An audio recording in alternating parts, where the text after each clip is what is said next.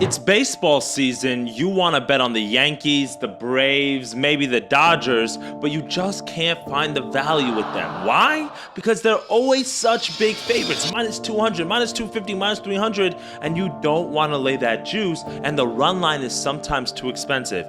In this video, I'm going to show you how you can still take those teams at just a cheaper price. What's up, DYF Bets family? It is your boy Noble Living, where I'm always trying to help you become a better by breaking down different strategies, tips, ways that you can exploit the sports betting market so this way you can make extra income. Now, in the months of May, June, July, August, September, it's warm outside, but sometimes it gets a little cold in the betting world. And what I mean by that is there's still sports on, but sometimes there's just not as many sports as you're used to, or in the US, there's only MLB or Major League Baseball on. Now, with that in mind, that means that all the activity, all the action, all the attention is on the sport. And with that in mind, then what happens to the odds? The odds are also very heavily affected because you get a lot of line movement due to a lot of volume, a lot of money, due to a lot of attention on these games. And when you have super popular teams like the Yankees, like the Braves, like the Dodgers, like the Padres, these are teams where sometimes it's very hard for you to get value on them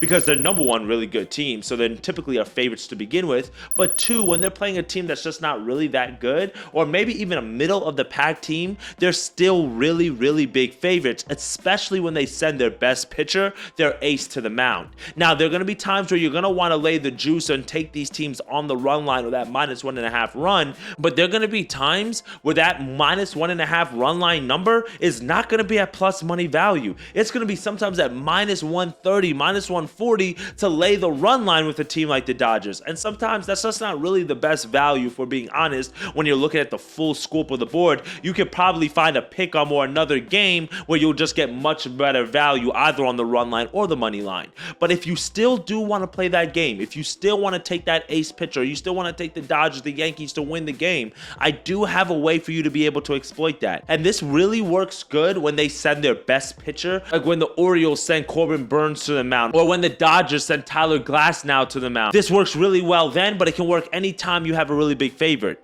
Instead of looking at the money line or the run line, take a look at the starting pitcher. And if it's a starting pitcher where you really like the team to win and it's a really good starting pitcher, what you can do is just go to the starting pitcher to get the win. So what this does is, yes, it isolates it to just that starting pitcher having to pick up the W, but normally when you have a big favorite with an ace on the mound like a Tyler Glasnow, like a Corbin Burnes, they're typically going to go 6-7 innings. But the value is not going to be on the first 5 money line or the run line. The value is not going to be on the full game money line or the run line. The value is going to be on taking the starting pitcher to win, because what you're really banking on is that the team that you're wanting to win the game is going to more than likely get out to a fast lead, hold that lead all the way through the entire game to where the starting pitcher can pick up that win. Yes, it is risky because if there's a tie later on in the game, or the starting pitcher is not in the lead when he leaves the game, then guess what happens? You lose the bet. But overall, if that's the case, and typically the team that you want, the really heavy favorite, you'll probably be able to get cheaper live anyway. So if that's something that you have in mind, and let's just say you have a unit that you want to deploy,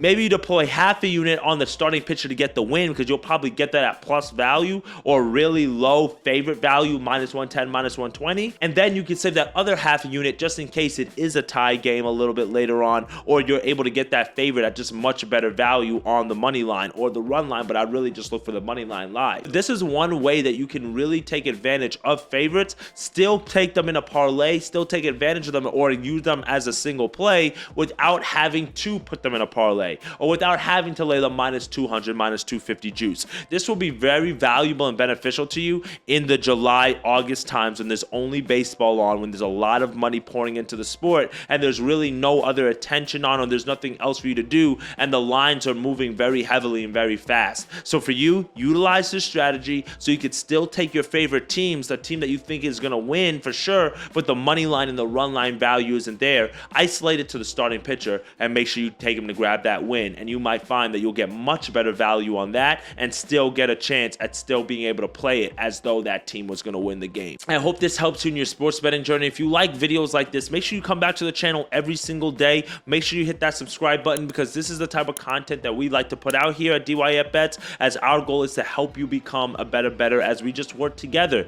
to beat the sports books. Let's continue to cash in on those best bets and winners. winners, and I can't wait to see you continue to make that money. It's your boy Noble Living as always, and follow me on all socials, and let's get to that cheddar, and I'll see you in the next video. Later, guys.